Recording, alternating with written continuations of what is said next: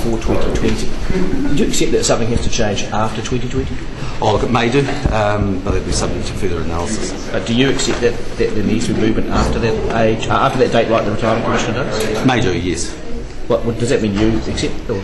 Well, it may do, but we need to look at further analysis. What do you think of the OECD information out this morning that shows most of the countries are on the move in terms of moving their age up or signalling that change? They all have different systems. So if you look at Australia, it's largely a private system, so it means tests for the odd person. Can you name think tanks or groups or political parties that support you in your position on superannuation?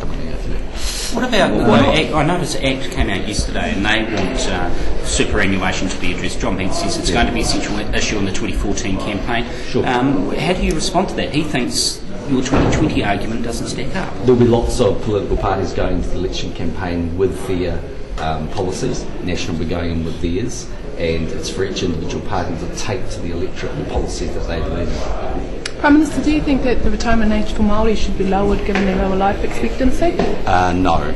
I think at the moment we have a retirement age at 65, which is consistent for everyone, but obviously we would love to see the long-term outlook for Māori be much more positive, and that's why the government's taking a lot of steps around trying to improve the health of Māori, which we accept have a lower mortality rate than for Pākehā New Zealanders. If the retirement age was to increase, would you consider keeping the current status quo for Māori? I just haven't given any consideration to those factors. But they are all the sorts of complications that come in this area.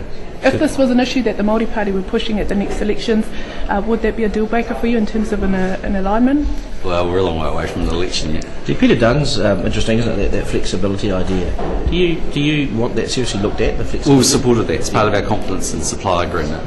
But how serious are you about it? Well, we're more than happy to have a look at it, but you've got to remember that doesn't change the fiscal liability for the Crown.